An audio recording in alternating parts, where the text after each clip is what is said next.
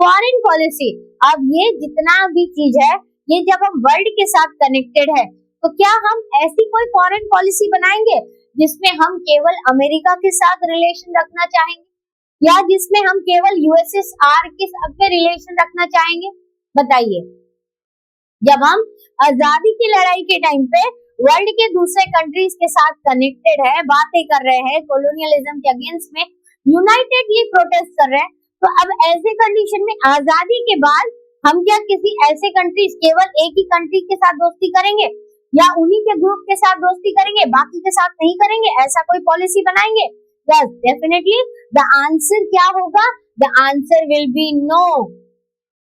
ठीक है, तो अब यहाँ पर लिखिएगा the factors, mention the factors, mention the factors that affects the foreign policy of any country। जब भी हम फॉरेन पॉलिसी बनाते हैं तो कौन से ऐसे फैक्टर्स है जो वहां पर इंपॉर्टेंट रोल प्ले करते हैं कि हमको किसके साथ दोस्ती करनी है, किसके साथ नहीं करनी है?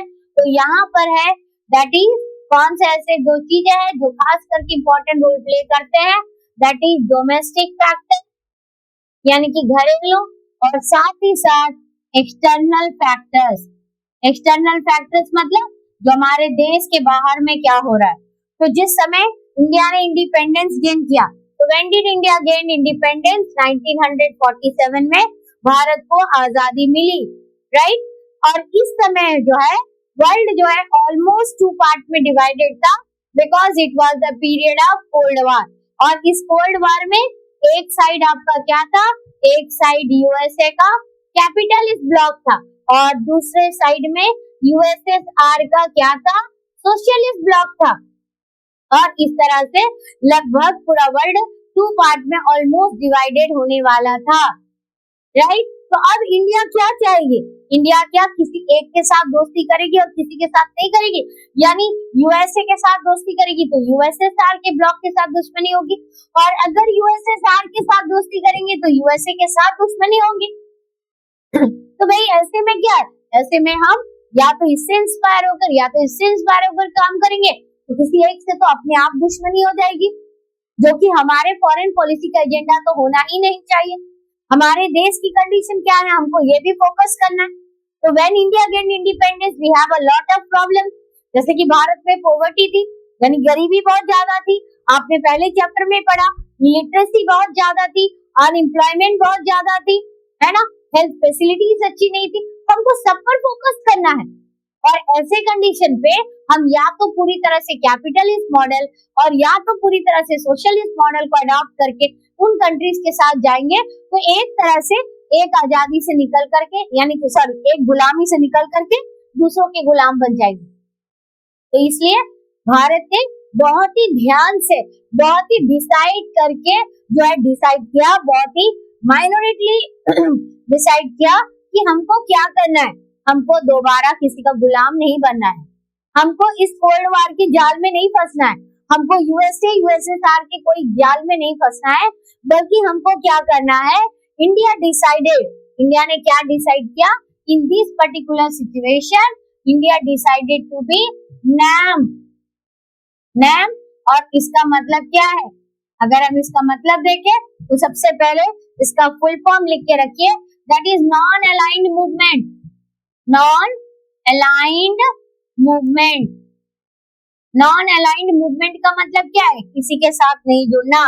Not to join, not to join any of the super power block, super power blocks, that is neither capitalist, neither capitalist bloc led by USA, and nor socialist bloc, nor socialist bloc, और ना ही socialist block को join करना है। Socialist block led by हो, led by USSR. दोनों में से किसी को ज्वाइन नहीं करना है। रिमेन्ड नॉन अलाइंड, ठीक है, क्या रहना है? रिमेन्ड नॉन अलाइंड रहना है, अपना खुद का डिसीजन खुद लेना है। Clear? And that particular policy is come to be known as NAM policy, and it was the India's major foreign policy during the period of Cold War. तो देखो यहाँ लिखा है that but India's attainment of independence coincided with the beginning of war.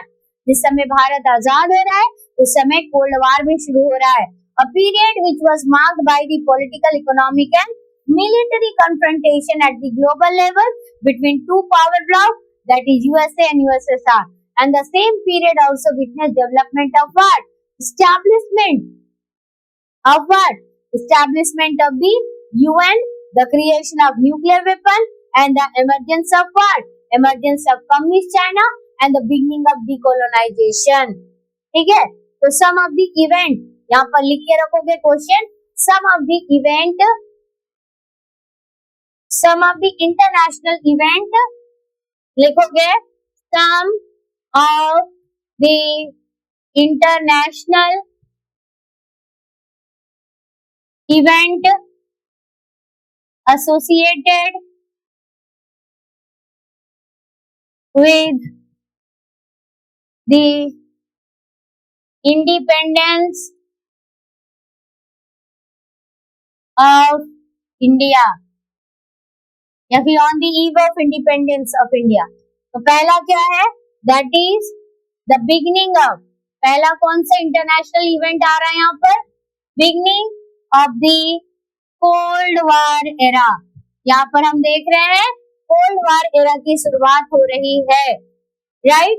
इसके साथ साथ next development क्या है? The establishment of what? The establishment of the UN, right? Next, the creation of, ये एक ऐसा पीरियड है जब कई सारे पावरफुल कंट्रीज न्यूक्लियर वेपन बना रहे हैं। The creation of nuclear weapons, the creation of what? Nuclear weapons. Okay, next क्या है? The emergence of communist China, the emergence of what? Emergence of the communist China, ठीक है?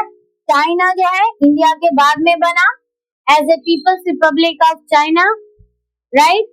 emergence of communist China. So these are the events associated with what? These are the events associated with the independence of India. और इसके साथ साथ और एक point आपको add करना है, that is the beginning of decolonization.